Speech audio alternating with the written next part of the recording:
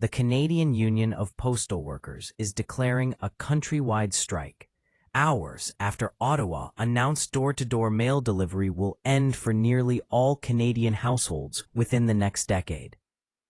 Procurement Minister Joel Lightbound announced sweeping changes today aimed at shoring up Canada Post's finances in response to a decline in letter mail and the Crown Corporation's small share of the parcel market. The changes include more community mailboxes, slower delivery times, and hiring part-time staff for weekends. The union says it was caught off guard by the changes and argued Canada Post and the government are creating the conditions that drive down demand for its letter and parcel services. CUPW says all of its Canada Post members are on strike effective immediately, adding the corporation has avoided real bargaining and has repeatedly relied on government intervention. Over 2 years of labor strife. Jobs Minister Patty Hajdu's office did not immediately respond when asked for comment. This is a breaking news update. More information to come. Original copy follows. Ottawa. Door-to-door mail delivery will end for virtually all Canadian households within the next decade. Public Works and Procurement Minister Joel Lightbound said Thursday as he ordered sweeping changes in an effort to make the Crown Corporation financially viable. Those changes also will include slowing down the frequency of mail delivery and shuttering some post offices. Lightbound said the changes are meant to shore up Canada Post's finances, adding that the corporation needs to show a path to financial viability. The minister said the federal government will accept all of the recommendations in the Industrial Inquiry Commission's report on Canada Post, which also called for the introduction of more community mailboxes.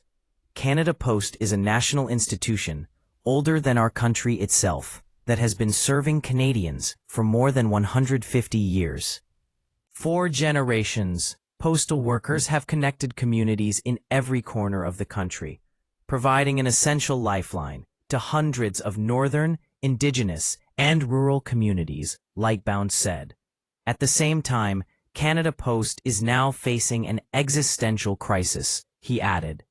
Repeated bailouts from the federal government are not the solution. The change to mail delivery is expected to increase the time it takes Canada Post to deliver letter mail from an average of 3 to 4 days to an average of 3 to 7 days. 4 million Canadians will also see their service switch from door-to-door delivery to a community mailbox model, and some post offices will be closed for good. Lightbound said more than 3 in 4 households don't have door-to-door delivery now, but there has been a moratorium in place on expanding the use of community mailboxes. That moratorium is ending, he said.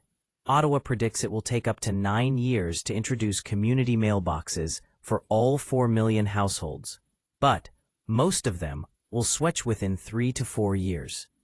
Canada Post has 45 days to come back to the federal government with a plan to implement the changes. The federal government cited the shrinking volume of letter mail and Canada Post's small share of the parcel market as reasons for the pivot. It says Canada Post needs to change to achieve financial sustainability and maintain reliable service. Lightbound said Canada Post loses $10 million every day and has needed regular federal bailouts to keep its operations afloat. He said that while Ottawa will not stop helping Canada Post through its financial difficulties, the Crown Corporation needs to cut costs to keep the lights on. The Commission also recommended changes to Canada Post's collective agreement to allow the Crown Corporation to hire part-time employees for weekends to help with the weekday load. In a media statement released Wednesday, the Canadian Union of Postal Workers said they were not informed the announcement was coming and did not know the details. Pressure is mounting on Canada Post and the union representing 55,000 postal workers to reach a new agreement before the critical holiday season. After nearly 2 years of negotiations, the sides are showing few signs of progress. The parties have been far apart on wages and on restructuring the collective agreement to allow for a core of part-time workers and weekend delivery.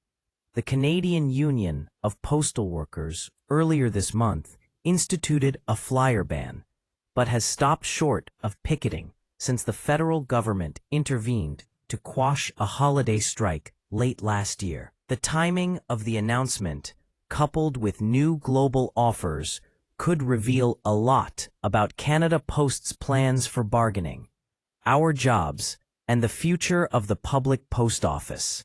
Canadian Union of Postal Workers National President Jan Simpson said in a media statement, "If Canada Post drops its demands to gut the contracts and deal with our issues, we can come to an agreement quickly.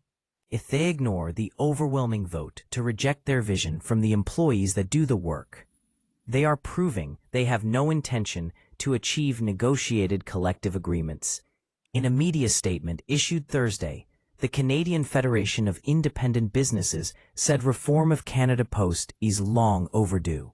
While we welcome today's news, there's still no deal between Canada Post and the union, said President Dan Kelly. The union's most recent job action banning flyers was another blow to small businesses. At this critical time of year, the last thing small businesses can afford is another strike.